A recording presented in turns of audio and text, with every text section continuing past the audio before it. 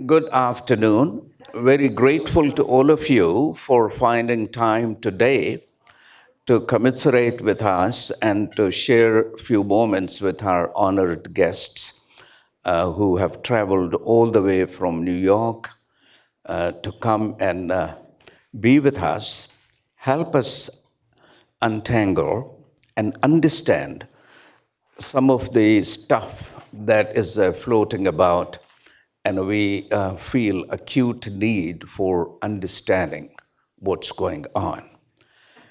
Because we know that there are times in human history when our ability to comprehend gets rather benumbed. And this is one of those times.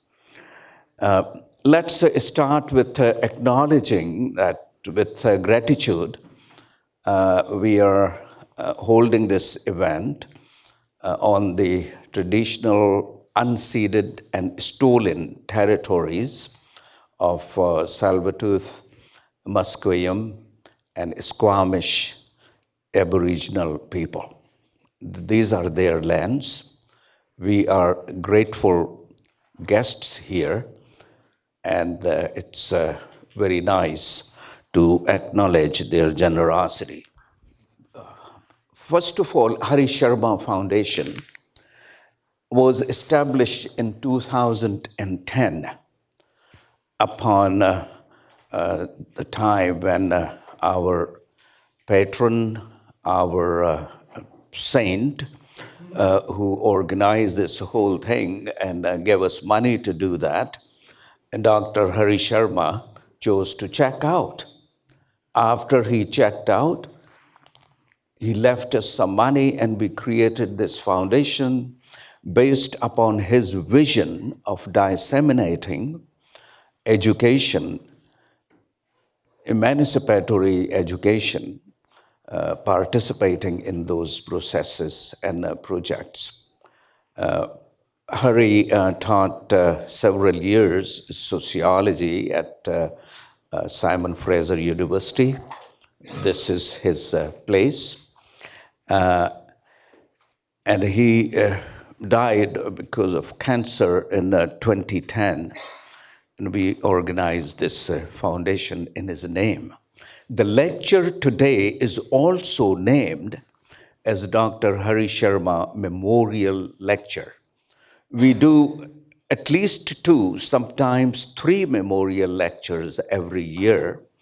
One for Dr. Hari Sharma, one for our first president, Dr. Chin Banerjee, who also taught at Simon Fraser for 35 years. And he decided to check out in July of 2020, when Harinder and I were with him, and an evening before Sister Patricia went to visit with him. That is our second lecture that will happen, and we will inform you of that. And the third one that we do it with the very generous and kind assistance of Dr. Sadhu Binning, who is a renowned Punjabi language poet who sings songs of freedom and liberation for all of us. And he is currently the bright light of a committee that organizes that particular event, which is an event dedicated to Dr. Navsharan, who was one of our comrades. We are very thankful that you are here.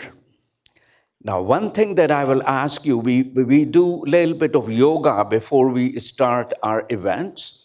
So if you free up your one hand, put it in your pocket and retrieve from it an entity called cell phone and muzzle it, please. You will feel relaxed. And do that as you breathe in and breathe out.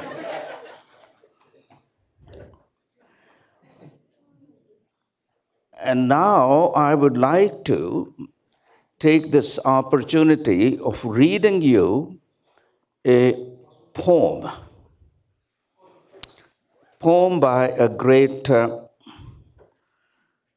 brother who was sadly martyred by a military. And he wrote this poem. So Brother Rafat al-Arir was a Palestinian Gaza person. He was a professor of literature. He mainly taught Hebrew language, and he was considered as an ambassador of peace and connection and fraternity between Israelis and Palestinians. He was hunted down and killed while he was in his sister's home.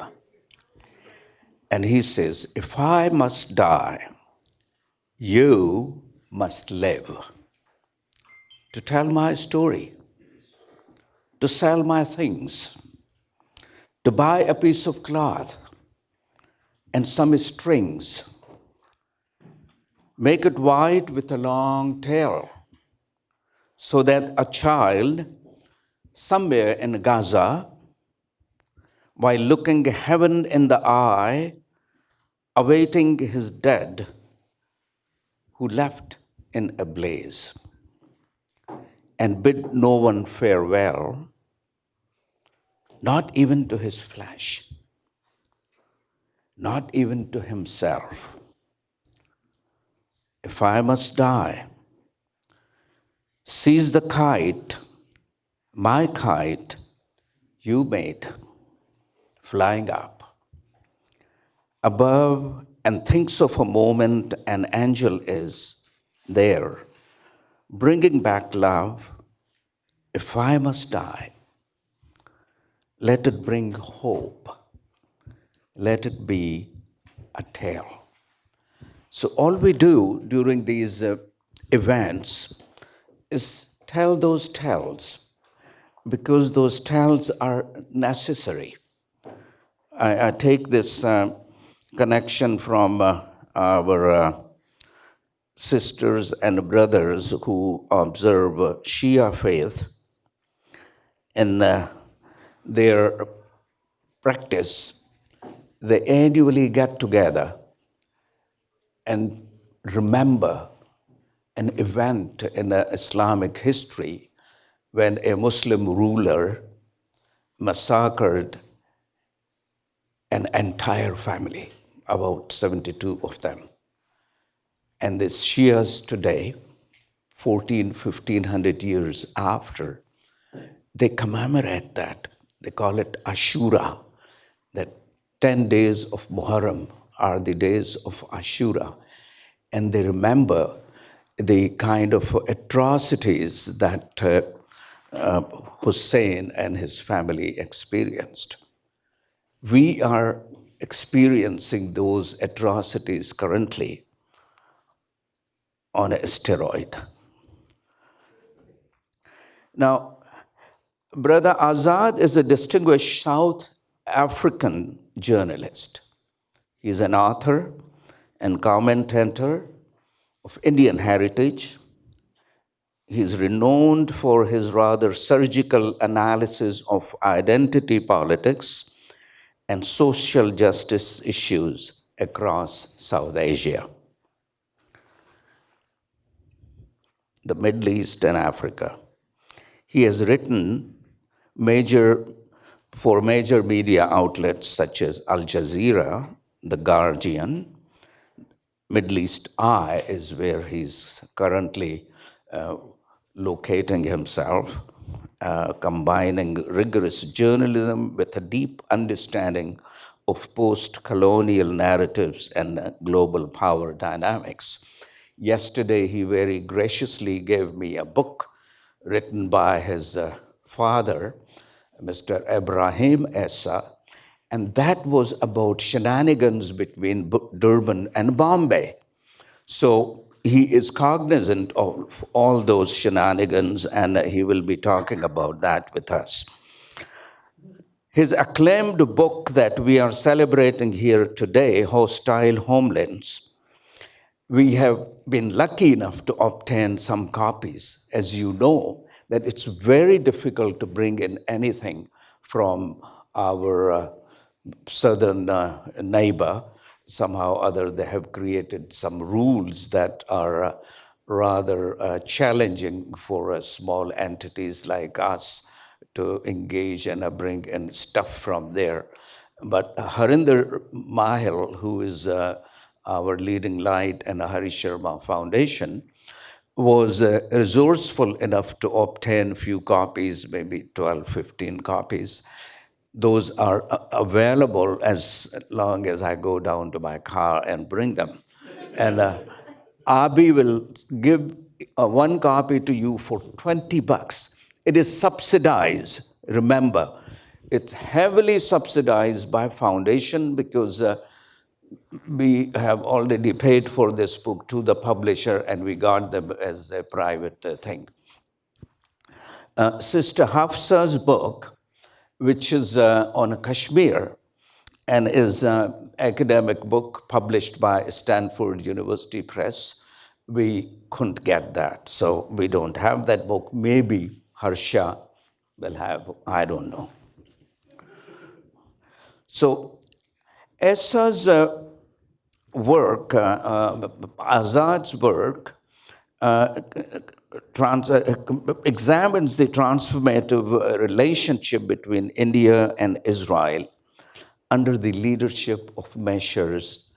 Modi and Netanyahu.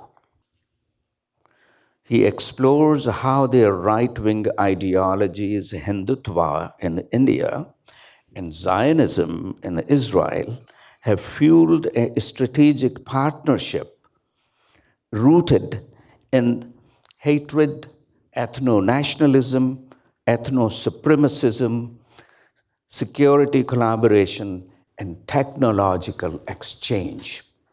Remember, these people buy and sell weapons of destruction, mass destruction from each other under the open eyes of the world. You pick up any one of the registers from SIPRI, Stockholm International Peace Research Institute, and you check the trade between Israel and India, and you will be amazed how much is happening.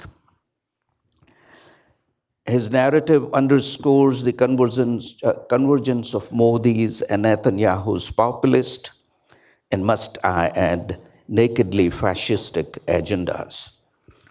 Not only these two share their penchant, sharing tactics of marginalizing, dehumanizing, even massacring, and genociding minority communities and leveraging nationalist rhetoric to consolidate power and pursue. If you remember, at some point in history, there was one entity that was pursuing a goal called Lebensraum. It was search for a new territory. What these people are doing is exactly the same.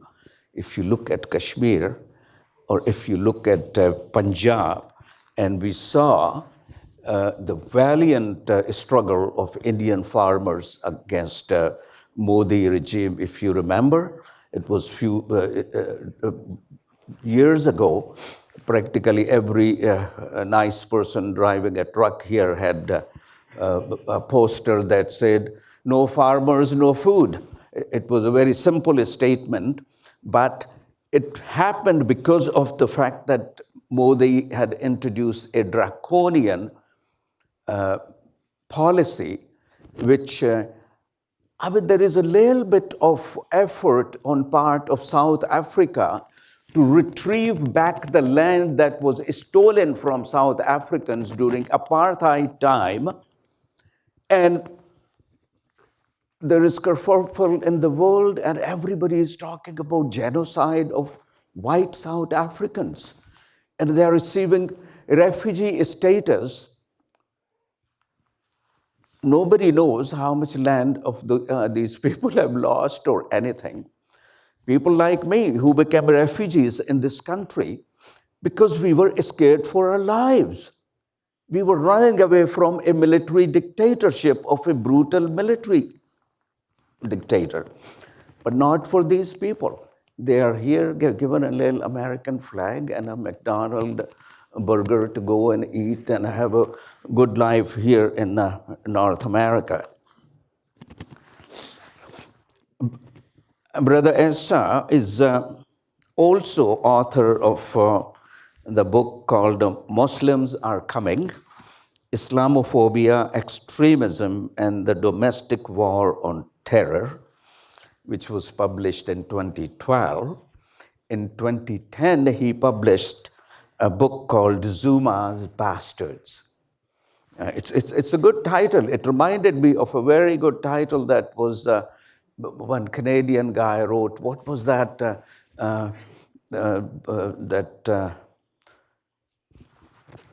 He also wrote about some bastards somewhere, but and it was in Europe.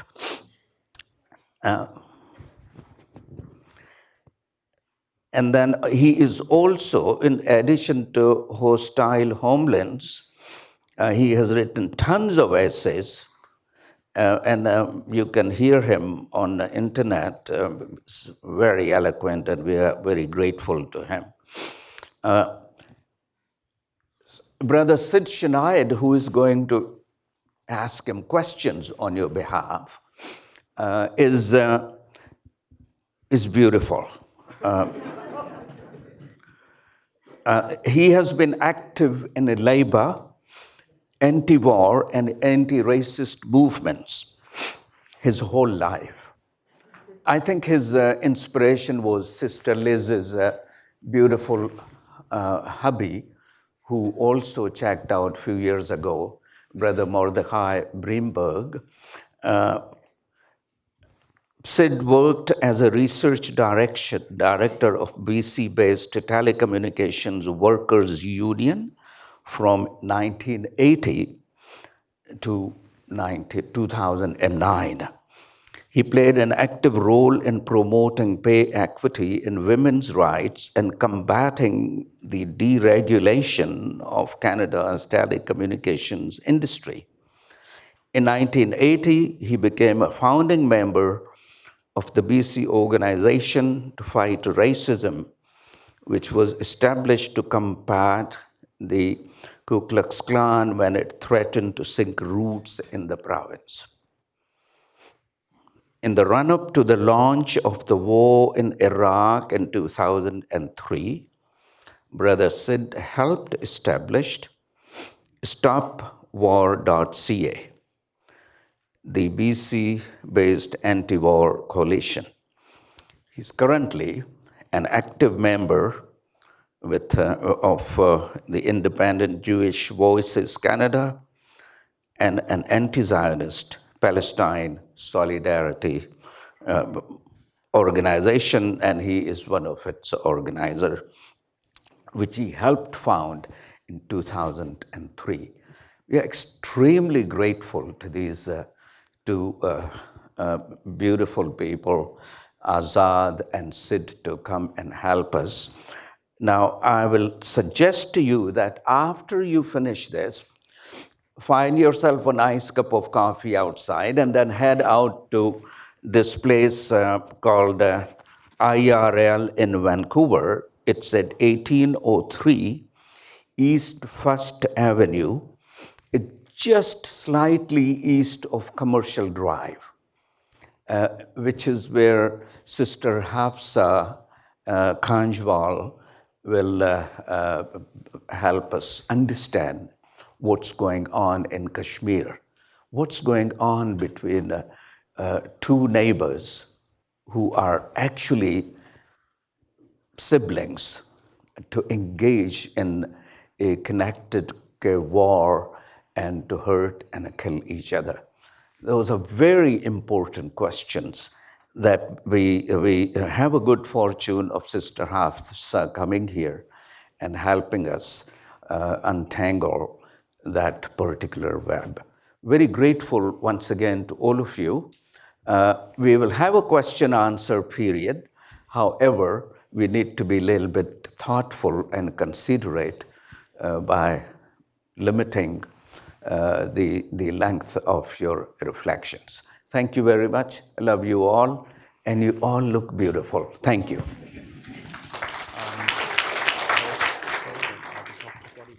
Hi, everyone. Good afternoon.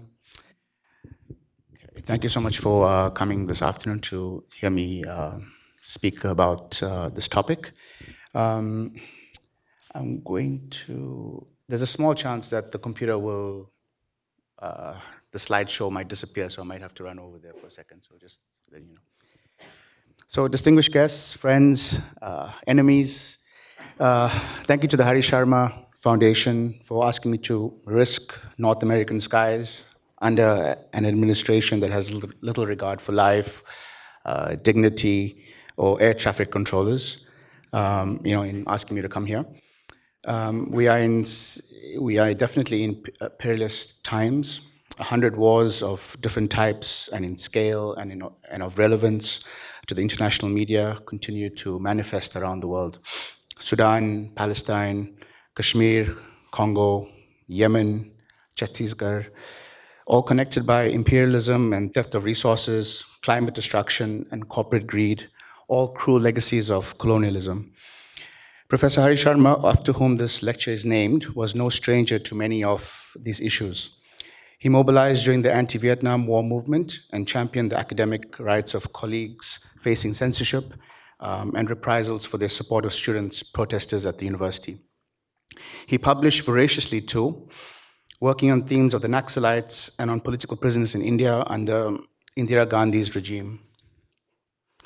In an obituary published in the Kolkata-based Frontier magazine after Professor Sharma passed away in 2010, the editorial team wrote, "A writer of fine quality, Hari might have been a famous Hindi writer had he decided to remain in the realm of art and literature.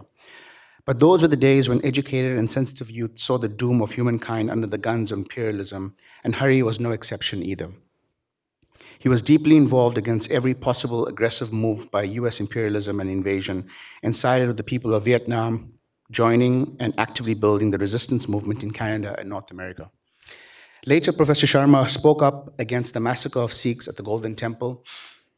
As Hindu nationalism began to march on, he spoke out against the destruction of the Babri Masjid in Ayodhya in 92, as well as the anti-Muslim pogroms in Gujarat in 2002.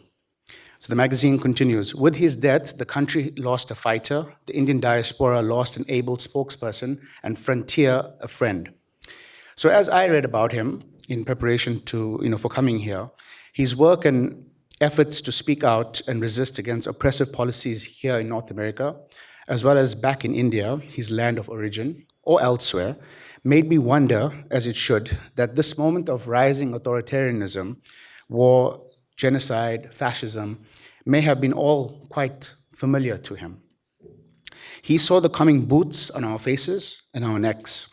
Be it in the US or Germany, Hungary, or the Gulf, authoritarianism is flourishing. In the case of India, the systematic degradation of basic institutions from civil society to the media and the judiciary has left an already embattled Indian democracy into little more than a skeletal outline of a dream.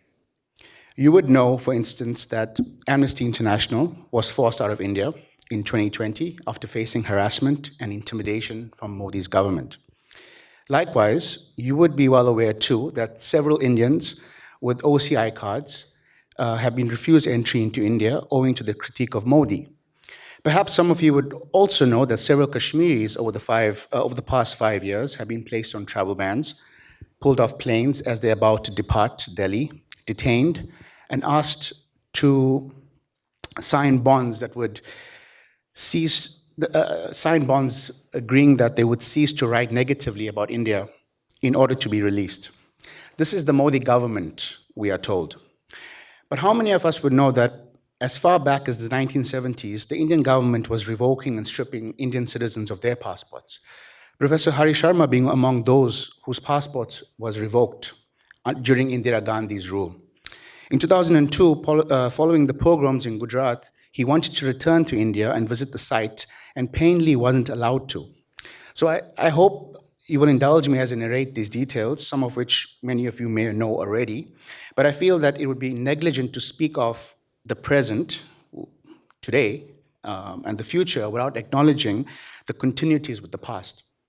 And history is so omnipresent during these times.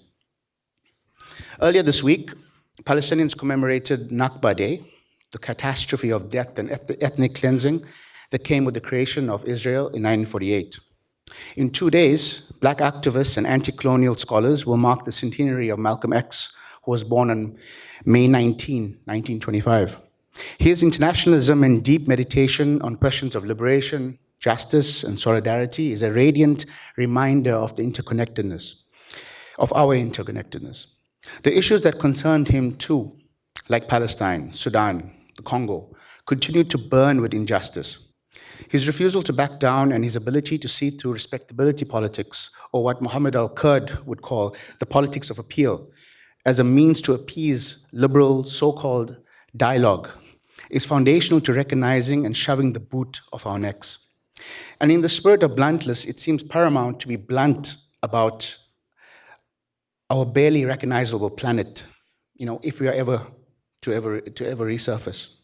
For this, we must talk about the Israeli genocide in Gaza as part of the larger economy of oppression and authoritarianism that does not merely carry the stamp of the West.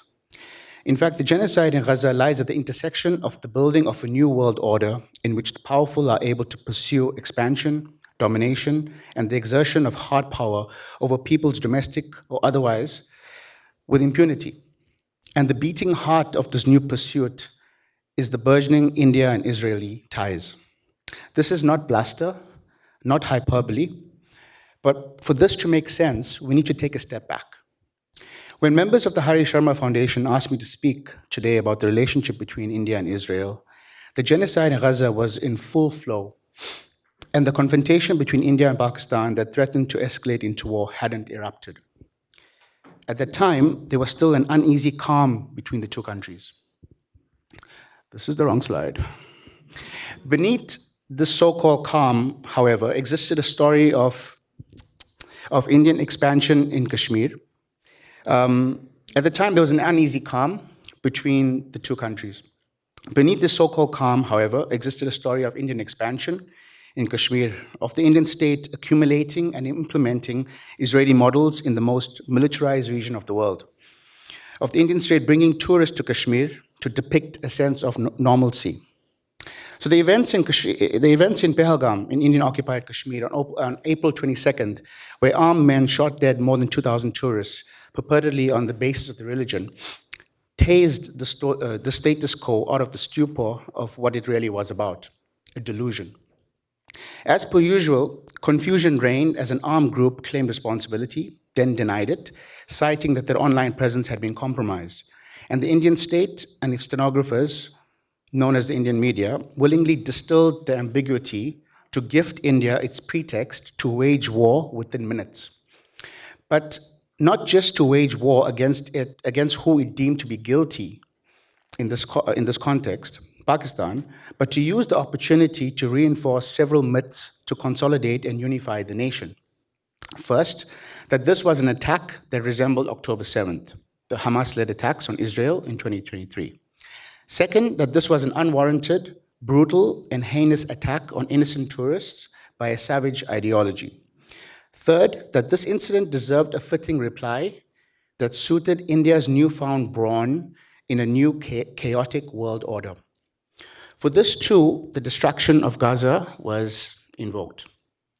Television channels spoke of carrying out a disproportionate response. They called for the army to bypass red lines to do so. The news media, along with Indian leaders, leaned into the Orientalist and war on terror lexicon of barbaric, dastardly, and savage to describe the incident in Pahalgam. There were news anchors like Arnab Goswami who called for, quote, a final solution for Pakistan. Hashtags we want revenge, hashtags destroy Pakistan popped up like digital billboards on the screen. Indian film stars too, who reside in parallel universes, marked their presence at Hindutva's digital headquarters by posting a jingoistic post or two. Obedience is a core principle in Modi's India, after all. Now, for a world horrified by genocide, live streamed in Gaza, and largely familiar with Israeli propaganda over the past 18 months, the genocidal language from Indian channels was not difficult to discern. Even in a country where it's close to impossible to generalize one community, one idea, one narrative, there were very few who expressed public opposition to India's resort to unleash a punishment on Pakistan without it exhausting diplomatic efforts first, or without demonstrating proof to the world that Islamabad had actually orchestrated the incident in Pahalgam. It relied on an energy that the young would call "trust me, bro" variety, and for collective antipathy of the West towards a Muslim majority country. These calls for revenge came from across the spectrum, from the far right to the Communist Party of the Marxist variety. In a context of multiple conflicts around the world, deepening economic instability in India itself, where Modi's great economic wins haven't translated into job growth, the boisterous drum beats for war was not just vindictive, it was hysterical and dystopian. Whereas it was difficult just a decade ago to convince editors of international news media to cover ties between India and Israel, the symmetry today is so obvious it's being discussed and debated and torn apart in memes and TikTok videos. Hindu nationalists in India, many of whom endorsed Israel's action in Gaza as a legitimate war of defense, made no bones of calling for a so-called Gaza solution in Pakistan and Kashmir. This level of dehumanization of Palestinians in Gaza by Indians exerting their own fantasy of replicating the starvation of a people as they are bombed, left under rubble to suffocate, men, women, children alike, is a level of cruelty that can only be explained by mass delusion. It follows, too, the shameless support by Zionists for Israel's actions in Gaza. Now, that Gaza's destruction has been used as a cudgel, a flex by association with Israeli oppressors, is surely the mark of a sociopathic society in which cruelty has been normalized, empathy has been emptied out, and social values evaporated. And it's not only Hindu nationalists. At the other end of the spectrum, many liberals of the left persuasion, taken hostage by public pressure or driven by a deep set of jingoism that only Pakistan is able to trigger, trumped up support for the Jawans against what they seem to think was a legitimate war of attrition against the rogue neighbor. Terrorism for Pakistan had to be stopped, they argued. These attacks from Pakistan were getting out of hand, they chanted. The nationalism was deemed so important, they were willing to suspend disbelief in the very state that had become the disinformation factory of the world because it involved Pakistan. They too didn't prioritize the need for proof or due process as per international conventions before endorsing striking its nuclear-armed neighbor. Both took their attacks on the Indian tourists in Pahalgam as an attack on the idea of India. Muddled with reports the tourists were asked of their religious persuasion was enough to label it an attack on Hinduism itself. Now, even those Indians who would have not condemned the Hamas-led attacks on Israel on October 7th felt the need to immediately condemn the killing of tourists and call for swift revenge. They did so just as Israelis and many otherwise sensible Jewish Americans or Jewish American opponents of the Israeli occupation did after October 7th. And like their liberal and Zionist compatriots, few in India dared to ask obvious questions. The most glaring one being, are there a shortage of picnic spots in India? How is it normal for tourists to be picnicking in the world's most militarized zone known as Kashmir, where local Kashmiris live under de facto military law? Am I blaming the tourists? No. I am blaming India's occupation, which is at the root of all violence in Kashmir. Let me put it another way. Condemning the killing of tourists after they were picnicking in the world's most militarized zone and an occupied territory is to concede that their safety is more important than the people who actually live there. This is world making for tourists. What is this except imperialism? But just as we've seen it done repeatedly, the chorus of condemnation took over and unified a country over the bellowing cry for vengeance. The Indian state saw it as a pretext to live out its Hindu nationalist fantasies. It leaned into the Hindutva's founding myths of being besieged and under threat from outsiders, of using the moment to reinforce a call to make India Hindu again, as they claim it was 1,000 years ago, or thousands of years ago. To do this required bluster, to project oneself as masculine and militaristic, to project a new Hindu. Naturally, this involved unleashing terror against Muslims across the country.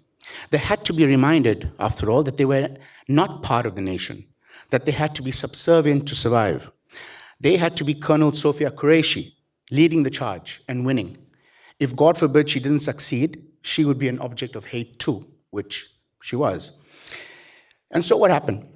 The country unified behind the goal of providing punitive action as to their capabilities.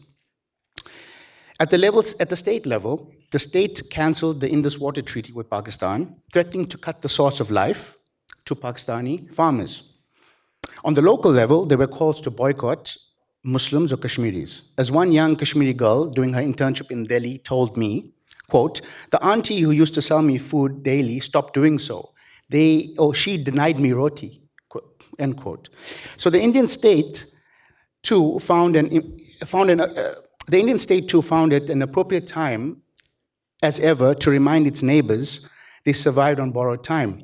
It called the military escalation against Pakistan Operation Sindoor. The name cuts deep into the ideological makeup of the Indian state, where a Hindu nationalist agenda, which has for decades projected itself as militaristic and masculine and modeled on European fascist movements, seeks to mark Pakistan and Pakistan-administered Kashmir as its territory. This was an allusion to the RSS manifesto of reunifying all of so-called ancient India once more. It's an assessment that has gone down well with India's liberals and the left, who say that this is not the policy of the Indian state. But India is already a country of vigilante-led lynchings, of aunties denying lunches, and the military operating loitering drones over madrasas in Pakistan. Are those the policies of the state? Why then is it so hard to believe that expansion is next in line? If both the right wing and secular nationalists believe that India is broader than its existing borders. And what is this India-Israel relationship that makes all of this even remotely possible or plausible? For this, we must consider the bedrock of the relationship, the unironic impulse to buy weapons to save democracy. India purchases more weapons from Israel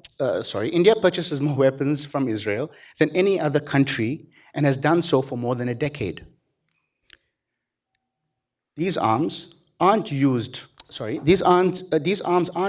just used by Israel and Palestinians. Sorry, let me say that again. These arms are used by Israel and Palestinians. Then they find their way to Kashmir, to India itself, like Chhattisgarh. They also constitute a methodology of conducting operations within India. Let me provide one example. In February 2024, Indian farmer protests erupted in the state of Haryana, in which people who feed the people of India demanded guaranteed minimum prices for their yield. They were showered with lead-based pellets and as well as tear gas from loitering drones. It was thereupon discovered that the tactics used on the farmers were directly informed by the state government's visit to Israel in 2018 during the Great March of Return protests in Gaza. Back then, Palestinians were calling for their right to return to their homes outside the concentration camp called Gaza. Several delegates with the state's security apparatus, including the chief minister, said that they were looking to, quote, replicate Israel's tactics in Haryana. Now, here's his full quote. The idea behind the visit of the police delegation is to learn from Israeli experts how to improve the efficacy and efficiency of the law and order machinery to check crime and beef up security and intelligence network of the Haryana police, end quote. In other words, as Palestinians were being maimed by snipers, Indian leaders were studying how such ideas may be transplanted into Haryana. In this case, it took 6 years to activate. This is just one example. Like that, there are others in which Indian states like Maharashtra have looked to implement methods of US and Israeli homeland security among the police departments. So, what about the political or diplomatic level? How do we see those ties playing out? In late 2019, following the revocation of Article 370, the Indian Consul General in New York called for India to build Israeli like settlements in Kashmir for Hindus to essentially conduct demographic change. Quote from the Consul General: "We already have a model in the world. If the Israeli people can do it, so can we." End quote. Then there's the Citizenship Amendment Act, in conjunction with the National Register, the NRC, that turns Muslims into second-class citizens and makes religion a basis of citizenship. This mirrors Israel's law of return that grants all Jews the right to immigrate to Israel and receive immediate citizenship. Then there's the extraordinary story of Delhi's support for Israel during this genocide. Over the past 18 months, as countries have tried to force a ceasefire and an arms embargo onto Israel, New Delhi has supplied weapons, including combat drones and components for bombs. The weapons Israel once upon a time sold to India were now being co-produced in factories across India itself to support Israel. These include AI weapons. Then there's a remarkable request by Indian companies to India to have workers sent over to Israel to replace Palestinian workers post-October 7th. Today, 12,000 Indian caregivers and construction workers have been sent to replace Palestinian laborers, now barred from working in Israel.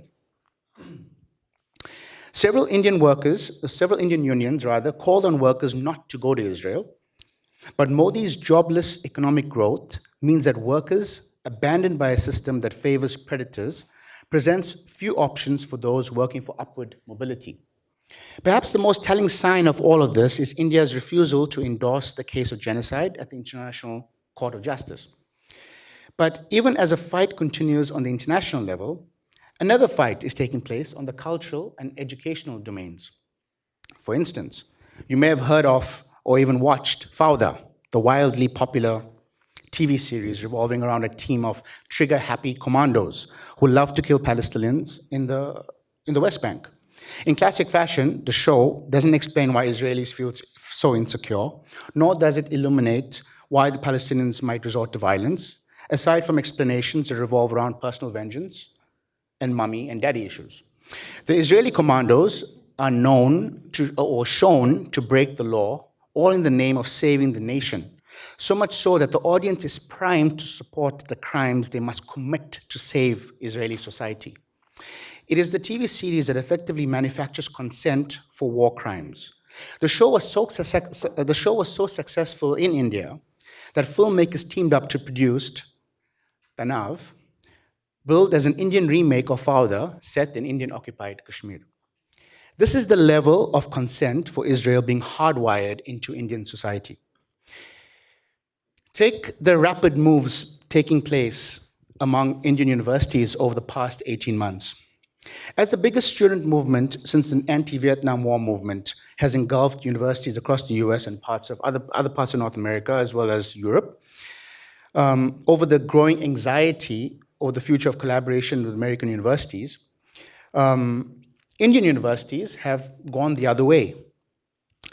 To assuage Israeli concerns about changes within the US Academy towards Israel, they have approached Indian universities for partnerships. So just as Palestinian workers' losses have been Indian workers' gain, the efforts of students to popularize the call for boycott and divestment at American universities has resulted in Indian universities' gain. During the course of this genocide, Indian universities have engaged or signed a mountain of deals with Israeli universities and weapons manufacturers. These partnerships, especially in the sciences, appear to focus not merely on building new hubs of defense and technology research for both the Indian and Israeli armed forces, but also as a means of exerting influence over Indian academia. But of course, these research ties aren't all about the military. They extend to more so-called innocuous fields, like agriculture and water tech, which the Israelis use as a means to extend control and pacify through resource extraction and exploitation. Israel's USAID equivalent, the USAID doesn't exist anymore, but the equivalent, Mashav, is providing fellowships and short-term courses in Israel for Indians. Today, Indians make up the highest share of foreign students in Israel. So the attacks on Pakistan then have to be seen through the prism of an ethno-nationalist state that wants to paralyze dissent, subsume difference and diversity into a single stream of political, ideological consciousness called Hindu nationalism. And to accomplish this project of mass pacification, India has turned to Israel for its expertise and for inspiration. And part of this effort has been the instrumentalization of the word democracy to achieve autocratic ends. Now, but given what we know, given that we know that the occupation of Kashmir didn't start with Modi, that the pogroms against Muslims and Sikhs didn't occur exclusively under the BJP-led governments, and that India was a Hindu majoritarian country from the get-go, how did India get away with projecting itself as the antithesis of belligerence and as anti-colonial? For this, we can talk about Indian soft power that characterize Indianness, of family values, respect for elders, secularism, as traditional, hardworking, and educated. We can talk about Hindi popular cinema, cricket, yoga, Ayurveda, even Kama Sutra. In this way, Indian soft power is not so different from American soft power. American soft power, too, has sought to project the country as a nation that believed in certain values. It has perpetuated ideas about its beliefs and values. It has even feigned a certain self-reflection and notion of free speech to project its democratic exceptionalism. Now, India, having exerted soft power around the world, has shown an ambition to exert its newly acquired hard power as it sees fit. It wants to be taken seriously as a power, to be leader of the G20, to be on the United Nations Security Council as a permanent member. But how did India move from being from a seemingly non-belligerent, non-violent land of Gandhi and the lotus position to one which calls for flattening of its neighbor? Who helped project India to these lofty heights? And what does it have to do with India and Israel ties? Or with India's complicity in this genocide? Again, we need to go back, perhaps now, to partition of Palestine and the subcontinent. I cannot surely get into all the fabrications of partition, the disinformation, the myths about India, many of which have been spread by Indian scholars or through Indian popular or American cinema, but I can allude to how we got here from an incident in 1947. In June 1947, Albert Einstein at the IAS in Princeton wrote to Nehru, the leader of the Indian National Congress, asking him, as the leader of the incoming Indian government, to support the formation of a Jewish state. In his letter to Nehru, Einstein writes, "May I tell you of the deep emotion with which I have read that the Indian Constituent Assembly has abolished untouchability. I read that the curse of the pariah was about to be lifted from millions of Hindus in the very days when the attention of the world was fixed on the problem of another group of human beings who, like the untouchables, have been victims of persecution and discrimination for centuries." He continues, "I find profoundly gratifying the fact that the reconstruction of Palestine has taken not through the exploitation of native workers, the usual pattern of imperialism, but through the heroic toil of Jewish pioneers. The once malaria-ridden swamps, the stony mountain slopes, the salt shores of the Dead Sea, now fertile and blooming, are evidence of a creative impulse whose thwarting would make mankind, as well as Jew and Arab, the poorer," Einstein wrote. In his reply to Einstein, Nehru refuses to take a firm position. He declines the invitation to be a patron of the new Jewish state. Excuse me. He says that he's not competent to pass a final opinion as to what should be done. But his overall answer is quite illuminating. "I have paid a good deal of attention to this problem of Palestine. I have read books and pamphlets on the subject issued on either side. Yet I cannot say that I know all about it or that I am competent to pass a final opinion as to what should be done. I know the Jews have done a wonderful piece of work in Palestine and have raised the standards of the people there. But one question troubles me. After all these achievements, why have they failed to gain the goodwill of the Arabs? Why do they want to compel the Arabs to submit against their will? The way of approach has been one which does not lead to a settlement, but rather to the continuation of the conflict. I have no doubt that the fault is not confined to one party, but that all have erred. He finishes. Now, what is particularly fascinating about this exchange, and there are many, is the level of myth making on both sides. You have Einstein talking about the end of caste. As you know, that's false. It was false in 47, it's false today. Hindu nationalists today have themselves tried to co-opt caste into the project. Likewise, Einstein repeats myths that the Zionists built up the land, showing how ubiquitous this perception was in Zionist circles. This too is a myth that continues to circulate today.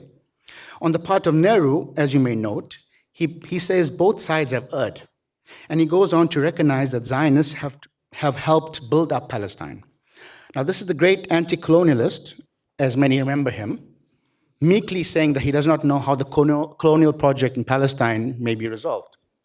It is this exchange that sets up the symbolic parameters of the relationship between India and Israel in the decades to come. Yes, Einstein changed his mind about Israel, of which much has been written. But did anyone correct him on the question of caste or of his impression of the moral compass of the Indian state coming into being? The exchange too showcases the level of myth-making at the heart of America's institutions.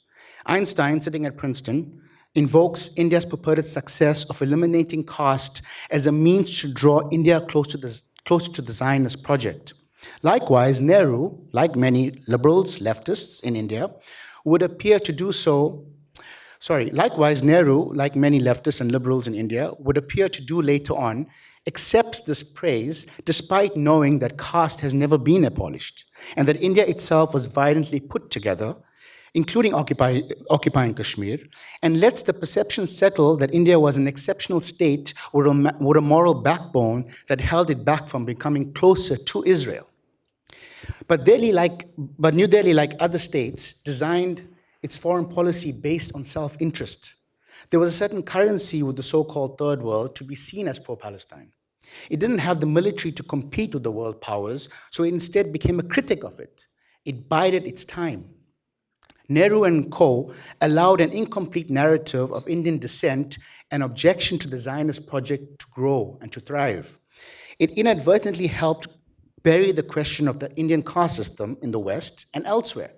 In other words, and as you would know for decades, India has been largely and uncritically so seen as a left-leaning anti-colonial state that held Palestine as its moral center, despite its occupation of Kashmir and its violent policies towards Muslims and Dalits and Adivasis. These issues, many liberals and leftists say, only propped up recently with the rise of Hindu nationalism. But India bought weapons from Israel as early as 1962 in its war against China. Under Nehru, again in 65 and in 71 against Pakistan, it imported weapons from Israel. And as Indira Gandhi publicly endorsed the PLO and signed on to Resolution 3379 at the UN that called Zionism racism, her office was privately facilitating Mossad and raw ties. And this continues through the 80s, when the prospect of Israeli ties is increasingly tied with modernization, development, and being closer to the US. India's charge towards neoliberalism is inextricably linked with the great charge towards Hindu nationalism. This encompasses a focus on Hindu entrepreneurship and innovation and self-reliance at the cost of Muslims, and as part of a politics of reinforcing a Hindu history on the story of India. And that takes off here. Here it is India's Prime Minister, Rajiv Gandhi, who is explicitly told by American or Zionist American groups that if India wants to be close to the US, it has to reshape its policy towards Israel.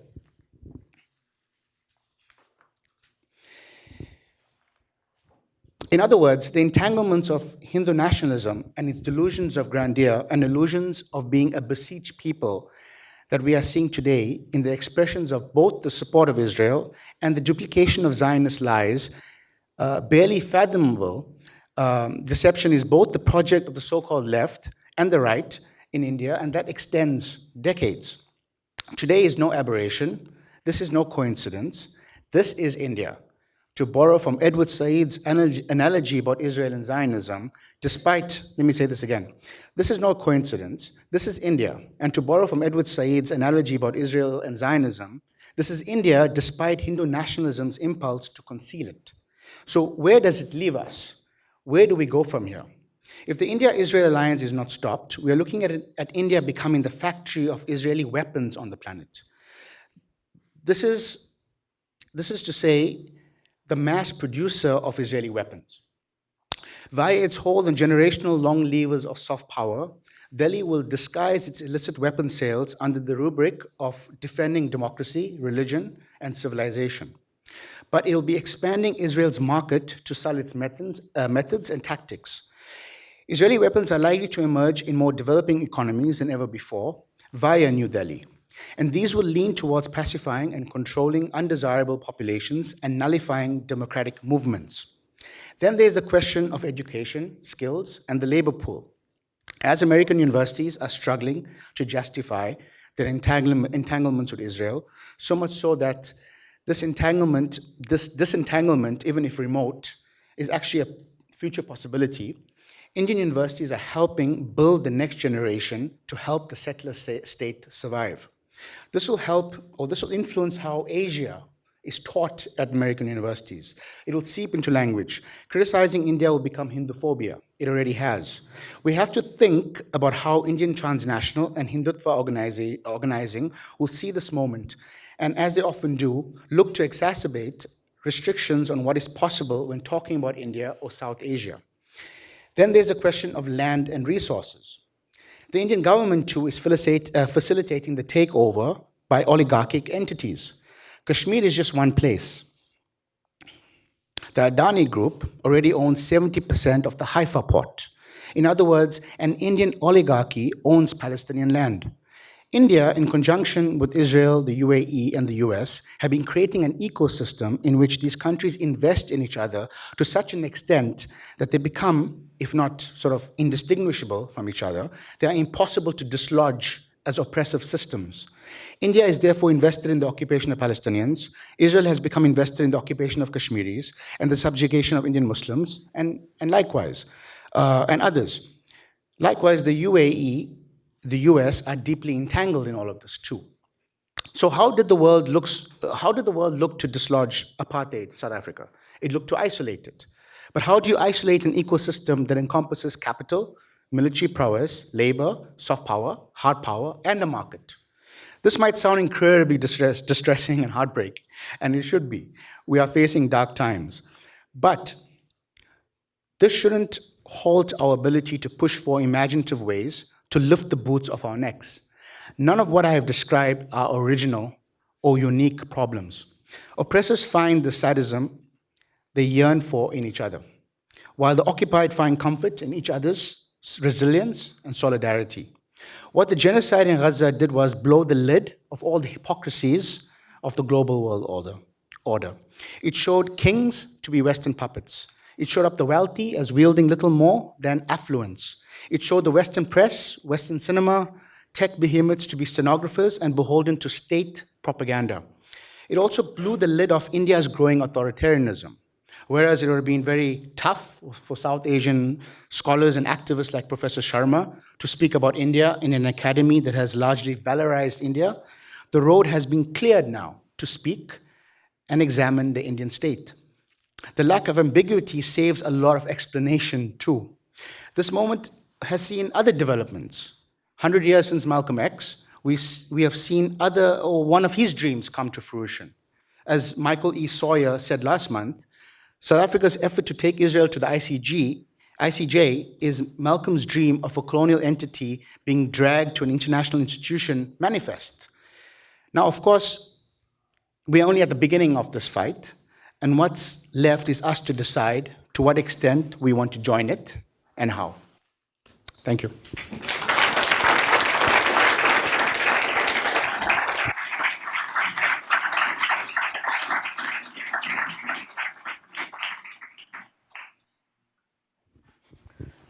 Grateful to you, Brother Azad, for this eye-opening discussion. Thank you, Azad, for this. My name is Ramana. I teach in the University of British Columbia here. Um, I want to go back to another aspect of your biography, which is you're from South Africa, and I'm curious about two things. One is, what is the view? I mean, we know what South Africa has been doing on Israel-Palestine, and its role has been commendable. What is its view on what's happening in Kashmir, and on the recent war between India and Pakistan, and on the longer history? And my reason for asking this is also, there's another reason, which is that if you're thinking about what spaces we can intervene in and how we might be able to move something, one of the areas where I think there's a little bit of a schism within India is in the area of foreign policy, right? So in foreign policy, the foreign policy establishment of India does not want to completely align with the United States, right? On Israel, they'll be very happy to be aligned with it, but they don't want to be in general seen as completely in alignment. And we see that, for example, when it came to the war on Ukraine, they refused to sort of sanction Russia and things like that, and various other places. And India is also, and India and South Africa are founding members of the BRICS, right? And so that's another forum where presumably there is going to be some kind of tension between a more non-aligned version of foreign policy and one that's much more in alignment with the United States and therefore with Israel and so on. So I'm just curious what you think about if there's any tension there which we might be able to exploit. You should bury your curiosity. Thank you for your question. South Africa is doing a good thing by pushing this case at the ICJ, but it's low-key complicit in the genocide itself because it's sending coal to Israel. Colombia cut the coal sort of export to Israel, but South Africa hasn't. And I suspect they would like to, but the US will turn us into North Korea overnight, basically. And I think that's the issue. But it's a hypocrisy nonetheless. So that's the first thing. Second thing is that South Africa has very strong ties with India. And I think they're unsure how to go forward with that, meaning that, okay, if we go back to 1946, just before India becomes a country, and the UN was actually formed at the time, one of the first issues that were raised at the UN was South Africa's racism, and it was India who brought it up, basically. Now, this is an incomplete story as well, because India, there's always half stories with India, is that it actually raised the issue of Indian people's rights in South Africa, not black people's rights. That only happened like 12 years later or something. Let me not say 12 years, maybe 10 years, whatever. Anyway, but that's a half story, but still, like that starts the dialogue about this apartheid state to be, because it's signed 46, apartheid hasn't even started. Apartheid starts in 48. Now, what I mean by this is that the ANC creates very close ties as a result of that with the National Congress government, right? So these things, you can't dislodge them that easily. And so there's obviously a kind of suspending of, a belief regarding India, right? There's obviously they're gonna sidestep India's excesses, right? Now with Kashmir, I think they are aware. I think the core of the foreign policy department in South Africa are aware of the issues in Kashmir, and I think they may be concerned about it, right? But when Pahalgam happened, for example, they put out a standard kind of condemnation. So that's just like the standard kind of discussion around, the rubric of terrorism, right? The funny thing is that when I went to find the statement, it was taken off the website, basically. So I'm a little bit confused by that. But what I feel as if there's some kind of tension that's developing regarding these things. But Kashmir is not important to South Africa, like Palestine is, right? That we've got to be clear about it. Now, I know I'm giving you a bit of an unruly answer here, but the BRICS situation is also fascinating because when it was envisaged, like more than a decade or so ago, it was sort of spoken of as kind of like a response to the West in a way, right? And it'll be economic and political. But it's kind of another club of crazy characters also, right? You have Russia there, and you have China, you have, I mean, everybody else is also there now. I figured it's expanded now, right? And so one of the things about BRICS is that they've made it very clear that they don't interfere with each other's political dramas. And that has to be explored. What do they mean by that, right? And India has pushed back regarding BRICS' sort of position on Gaza, right? They have pushed back against it, like subtly so. Modi didn't go to the main meeting on BRICS regarding Gaza, like he skipped it, right? And so there is a tension that exists there. But the BRICS I think BRICS needs to be seen as a body that just wants to be their own type of gangster on the planet, basically, their response. And India, as you say, like correctly so, India doesn't want to put all its eggs with the US, but at the moment it seems to be doing a lot of that, because even with regards to BRICS, it said recently, maybe a few weeks ago, that it doesn't see BRICS as a kind of counter to the West, right? So there's a lot of changes that are taking place, and that's why I'm quite, I'm not so optimistic about BRICS as well, right? I don't know if I answer your question, but yeah. There's no reason to be optimistic about BRICS. Yeah. I had a question. I mean, mostly I agree with you, but on some points I feel there is some selectivity in terms of framing, which is okay.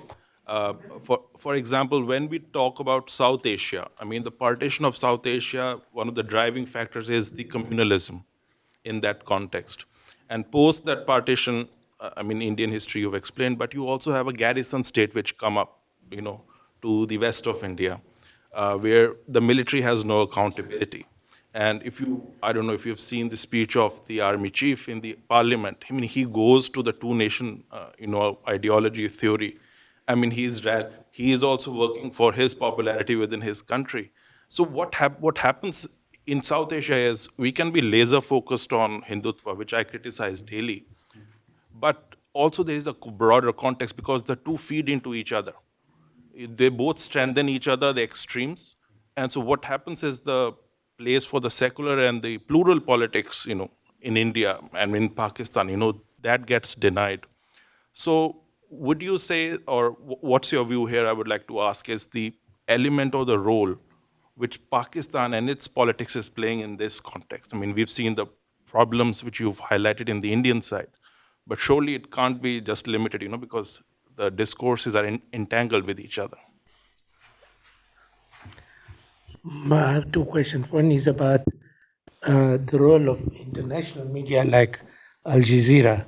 You see a lot of images of Palestinians being killed or bombed. How does India get exposed to these images? I mean, the general population. Is Al Jazeera and other international agencies exposed by the Indian people?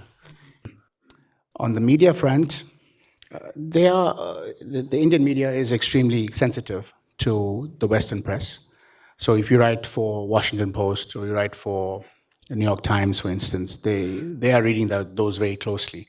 The smaller media, they're not that interested in, right?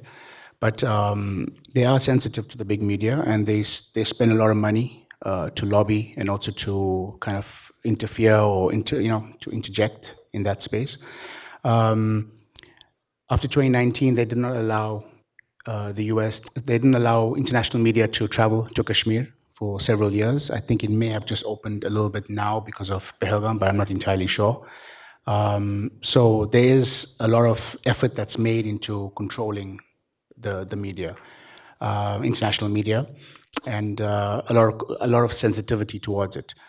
But there's the international media, the international English-speaking media, the mainstream one, has obviously spent more time worried about China. So because China is seen as that threat, so India kind of falls under the radar to some extent, especially like the New York Times won't cover India very closely in this regard, because it kind of mirrors US foreign policy. With Narendra Modi, there has been some coverage regarding like Hindutva, Hindu nationalism. That stuff does get covered to some extent, but not anything that kind of contradicts like Western interests, basically. Does that answer your question for you? What example, for example, Al Jazeera, is it legal in India? Well, we need to continue on, so go ahead and answer his question, Yeah. then I'll pass the mic. So with regards to your question, right? It's a tough question for me to answer because a lot of this work is predicated on the fact that a lot of attention is placed on Pakistan. So if you want to look for critique of Pakistan, it exists to a large extent, right? So my focus has never been on looking at Pakistan in that way, because I'm interested in looking at the countries that are kind of, in this case, India and Israel, kind of the democratic countries or label themselves as democratic, and kind of the hypocrisies regarding that. So with regards to, like fundamentalism and all of that, like I'm not entirely sure how to approach your question. But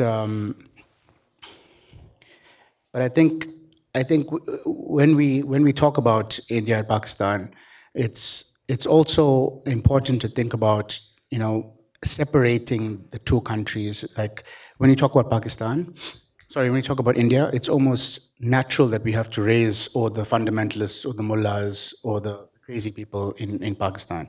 But India has its own universe as well, in which they've created a kind of story, a narrative, like an Indian ideology that also informs the way we see Pakistan, essentially. And so Pakistan is a state like any other state. You hear me criticize my own country, right, South Africa, right? Because I don't really care about the states. The states are not... garrison state, and India is also in many ways such a big military, right? So I'm a little bit uncomfortable with the terms, right? Because a state is a state, and the nation state is a big disaster, right? So I have no interest in defending Pakistan, but I'm just saying, like the understanding, the way we looking at Pakistan has to be also separated from looking at it from an Indian lens of it being trying to poke into India, essentially. Where Pakistan has its own, like being involved with the US war on terror, killing its own people, going into Afghanistan, messing around, Balochistan, all kinds of things that they're up to, right? So I'm just saying, like, we can talk about India like separate from Pakistan also. But without taking away responsibility of Pakistan being a faulty state also. Yes, go ahead.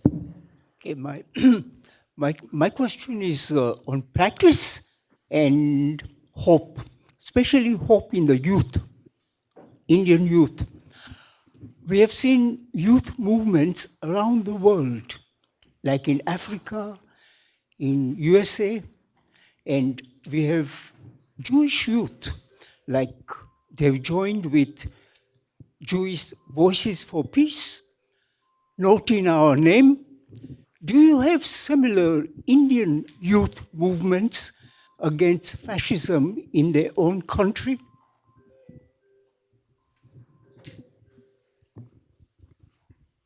Yeah, there are a lot of student groups that I often speak to in different parts, whether in Hyderabad, where they're in Kerala, even New Delhi. They don't label themselves as sort of anti-fascism. They're just sort of like student groups that are mobilizing, trying to explain, trying to teach, trying to push back against things that are happening on their campuses. If you see, like at this point in time, if anyone organizes on campus for Palestine, that's actually organizing against Hindutva as well. It's sort of like Kashmiris, right? There was a stage where you couldn't put up any graffiti on the walls against India, right? But you put up Palestine graffiti on the walls, and you're basically talking about your own condition, essentially, by doing so. Now, those graffitis have now been taken down, right? Those signs also, because people caught on after a while. But in India, like, there are things that people are talking about. Students are pushing back, right? Of course, there's an incentive again if you are in the sciences, if you are in tech, for instance, that if you want, you have to close your eyes and try to get a job, right? You're going to get a job at all these big media companies or big tech companies that are all getting like finances from Israel or from the US. Like Israel has a huge investment thing into AI and cybersecurity and startups in India. And so if you are in tech and if you're in the sciences, you're being lured into it, right? But if you're in humanities, there's a lot more space for people to be like trying to imagine different worlds, essentially. But yes, there are a lot of groups that are doing things. It's not like stagnant or anything. People are pushing, people are trying, but people are very scared. And people, they are concerned they can be picked up at any moment, essentially. So there's a lot of times where I'm talking to someone and we're discussing something, and then that person stops talking. They just disappear, right? And it's like, because they don't know if their phones are being surveilled and all of that. So it's really like become, that's kind of scary, essentially. Right.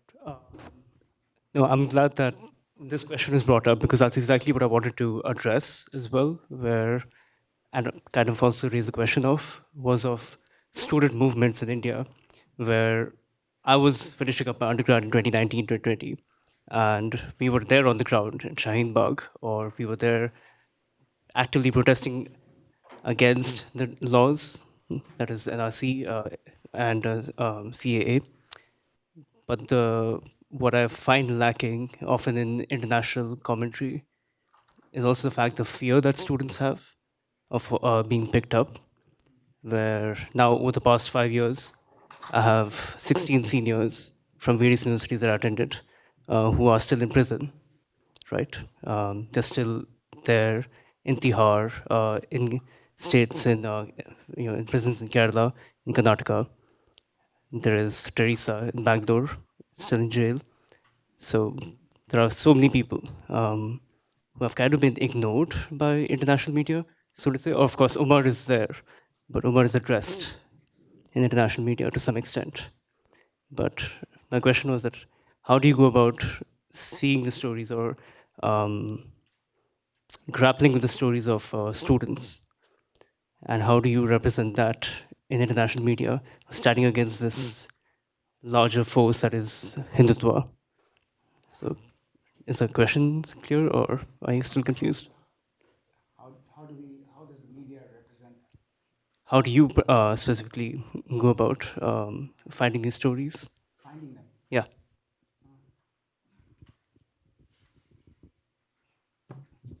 That's an interesting question. Sometimes they find me. They reach out on social media, on Instagram especially, to ask a question. They ask for the PDF for this thing. So we have a discussion. I do some research on them, and they've got to sort of prove that they're not a spy being sent. And then we talk, basically. And I have a newsletter. I don't know if it was up there, but there was a newsletter that basically I tried to get these new voices to write about their experiences.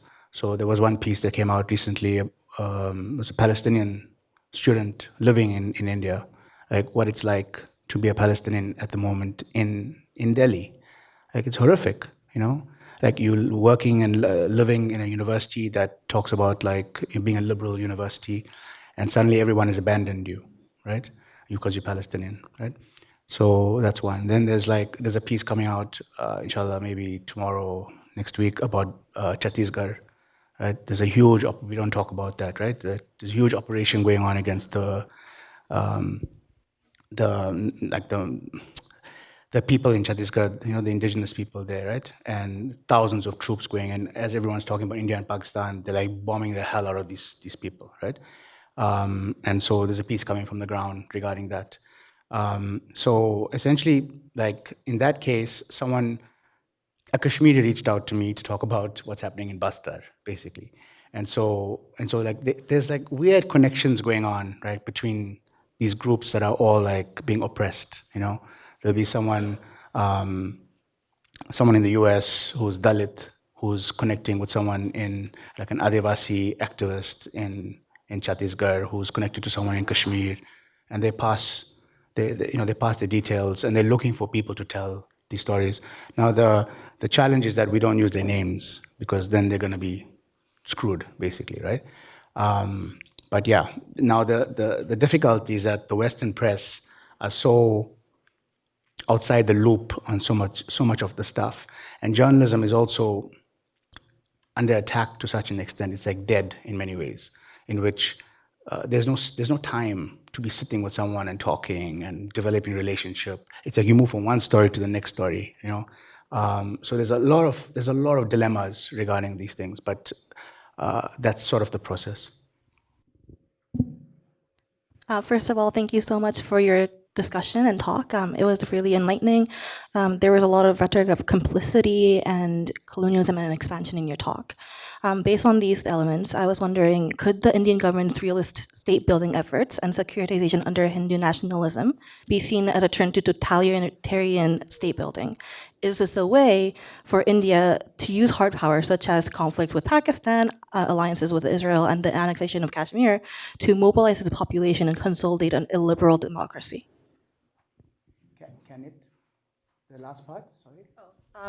Is this a way for India to mobilize its population, not just authoritarianism, but a turn to totalitarianism, where the population is also involved in these conflicts, and to consolidate an illiberal democracy?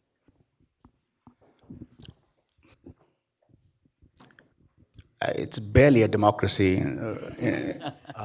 and there's barely democracies anywhere, right? U.S. is not a democracy either. So yeah, that has already begun, and you could say certain states are more so than others. Like certain places, UP, Haryana, these places are a lot more illiberal, if you want to call it. They're like, in a way, you can call India like Israel is like an ethnocracy, right? It's basically just an ethnicity-driven type of place, like where one ethnic group, you know, benefits more than the other, right? In which, I mean, it's exactly that, where you're kind of creating a country where there's a difference between citizenship and nation. So if you're part of the nation, so you're Palestinian and you're a Palestinian citizen of Israel, you're not part of the Jewish nation, right? So if you're Muslim in India, you know, you're moving towards that. In many ways, in some states, it's already like that, where you are a citizen, but you're not part of the Hindu nation. So which means that either you got to prove yourself continuously, like become the colonel that goes to war for India, right? So as you say, like you have to, in that way, or you have to become subservient to the state continuously, and you have to hide your Muslimness or hide your difference, essentially. So yes, so that's already been mobilized. In fact, the people are doing that in many ways. The state is not coming up with a policy that says, go and hack this person or lynch this person. The state doesn't say that, right? But it's encouraging people to do so in different ways. So you have people walking through neighborhoods in certain parts where they'll be screaming genocidal chants about the people living there, the Muslims living there. The Muslims may end up throwing stones at those guys. So then they are picked up and taken to jail, basically, right? And then if the proof comes out that they were provoked into doing these kinds of things, there'll be no apology from the state, essentially, because that's going to cost them politically, right? So it goes, so yeah, that has already happened. It's just that because India is so big, it's not happening everywhere all the time, right? And I think we have to be clear about that.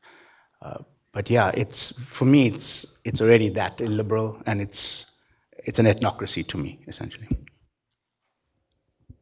Well, one thing that I'm taking home from this conversation with a very wise brother in presence of all of you wise sisters and brothers, that I am beginning to realize that Mary Shelley's Frankenstein is basically a metaphor for modern day capitalism. That's exactly what it is. If you look at this capitalism and its neoliberal form, it appears as a monster that Mary Shelley created for us to check. I'm very grateful to all of you. Before we leave, because we are going to be kicked out from here any moment now, we have used up the generosity of SFU that gave us this place for 2 hours. We are very thankful.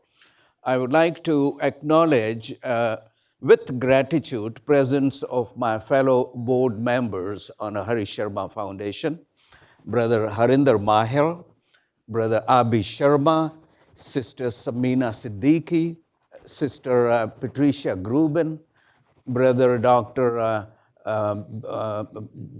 Sadhu Singh Binning, and all of you. I also would like to acknowledge one of the recipients of our life, and Brother Prem Raja. Can you imagine how can I forget him? He'll beat me up. So the person that I would like to acknowledge is Dr. Iqbal Ahmed. He is in his 90s. When there was the last time an earthquake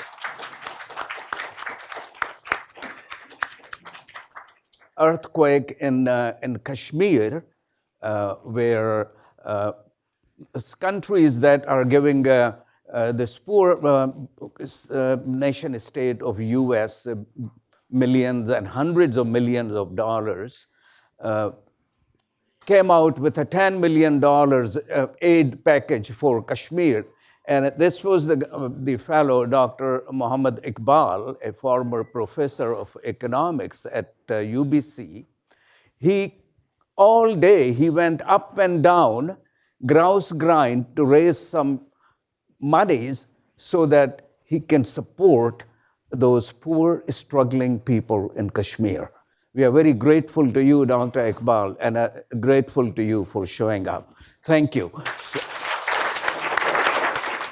Once again, very grateful to all of you for showing up on this Saturday afternoon. Enjoy your day. Very thankful to all of you, and stay beautiful. Thank you. Oh, yeah. And the books are there. Only 8 copies left. If you have $20, give to Abi. He'll give you a book. And Azad will probably sign it if you are nice with him.